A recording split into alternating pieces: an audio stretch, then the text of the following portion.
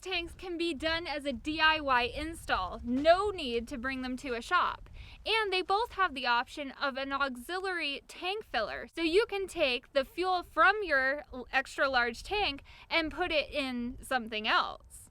Hi, I'm Doug. I'm Lauren's dad. And as you know, we're here to talk about fuel tanks. And I chose to put the S&B replacement tank in my truck. Now our transfer flow tank is located here in the bed of our truck. It is an auxiliary tank slash toolbox combo. Now this model is no longer available by Transfer Flow, but they do have other models that are similar to this. This one's discontinued. It's a 50-gallon steel auxiliary fuel tank. I don't know whether you can see it with this angle, but this fuel tank, this plastic fuel tank, is hanging just a little bit below the frame, a little bit lower below the frame than the old steel tank did. Now, the people at S&B Filters must have had some CAD models of this truck because they took advantage of every nook and cranny in between the frame of this truck and the drive shaft. That's how they were able to get this volume of fuel in here. Now, I was a little skeptical and worried when I first put this plastic tank in the truck, but we've been driving around the Badlands for a few days now over gravel roads and such. There is not a nick or ding on this plastic tank anywhere. This fuel tank does raise our center of gravity a little bit because now there's a lot of weight here in the bed of our truck, 50 gallons of diesel, and there's also a pump included. Because this tank is not our main tank, this tank simply feeds our OEM tank. Now, to get the fuel from this auxiliary tank to our OEM tank, which is still underneath the truck, hasn't really been modified at all, there is a transfer pump, and that's what I really like about the Transfer Flow system. Their transfer pump is fully automatic. It uses electronics and sensors that are located in this tank and also in the OEM tank, and it transfers fuel accordingly, seamlessly. There is no effort from me. I don't have to turn on any switches. I don't have to push any buttons. I don't have to turn any levers on. With another auxiliary tank that you may have to pull a lever and manually sit there and fill your OEM tank. This one does it seamlessly, and I really like that. Now, it's a 50-gallon auxiliary tank.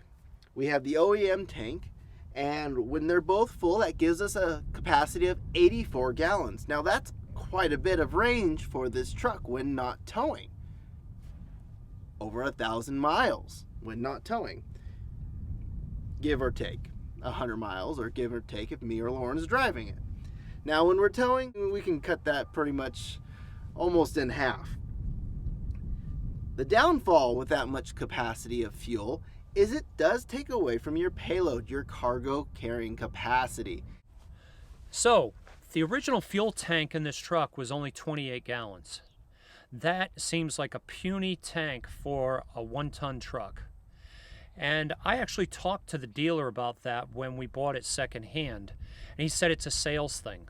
He said people drive out of the dealership, they run it around town, and if they fuel up a tank that's more than 30 gallons, they bring it back and say, "It cost me this much money to put fuel in my truck. I don't want this thing." So that's actually what they're saying is the reason they put these small tanks in these big trucks. Well, that wasn't good enough for us with our cross-country travels. If you've been watching this video series, you know that this is the 3rd season that we've been out here with Lauren and Ben out in the Midwest, and we've been driving from the East Coast, so it's usually 1,800 to 2,000 miles one way each summer. And having the larger tank is wonderful because now we make 1 to 2 stops a day for fuel instead of 4 stops a day for fuel.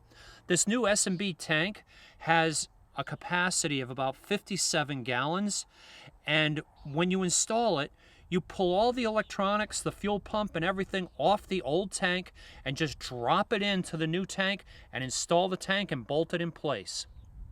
The installation was relatively simple. These band clamps are what hold this tank in place. You can see them here and here.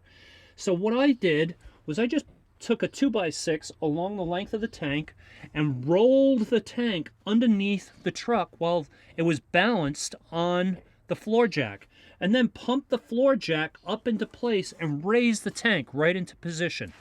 The most difficult part of the whole installation is getting the wires and the fuel hoses off the top of the fuel pump. You need to be able to reach over the top of the tank in order to do that. You need to be really careful not to break any parts when you do that. As far as install goes on the transfer flow system, I have no experience with it. It was installed in this truck when I purchased it. The truck calculates my distance to needing refuel, and that's based on the size of the fuel tank that was installed at the factory.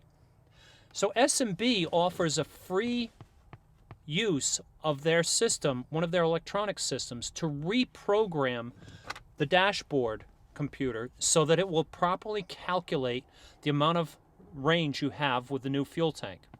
When I'm driving back and forth to work with no load and not super high speeds, very often I'll fill up my tank and it'll say that my range is 999 miles. Now on our system, we do have an extra display here that Transfer Flow does provide, and it shows us our total gallons, our OEM tank gallons, and our auxiliary gallons that are in each of the tanks. It's digital. I really like that.